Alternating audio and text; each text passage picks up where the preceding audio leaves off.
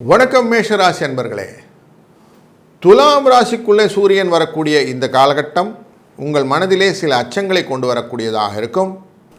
ஆனாலும் குரு உங்களுக்கு அதிசாரமாக கடகராசியில் உள்ள நுழைகிறார். அதனாலே மனதிலே இருந்த எண்ண ஓட்டங்கள் பயங்கள் நீங்கும். முக்கியமாக மருத்துவ செலவுகள் குறையும். உங்களுடைய சிநேகம் ரிலேட்டடாக கொஞ்சம் எக்ஸ்பீரியன்ஸ் பண்ண வேண்டியிருக்கும். கொஞ்சம் நெகட்டிவ் ரோல்ஸ் எல்லாம் நிறைய கிடைக்கும். வீட்டிலே பிள்ளைகளின் வாழ்விலே சில முன்னேற்றங்கள் உண்டாகும். தொழிலிலே வளர்ச்சி கிடைக்கும். தொழிலே லாபங்கள் உண்டாகும். வெளியூர் பயணங்களும் வெளிநாட்டில் வர்த்தகங்களும் உங்களை லாபத்தை கொண்டு சேர்ப்பதாக இந்த ஐப்பசி மாதம் அமைய போகிறது.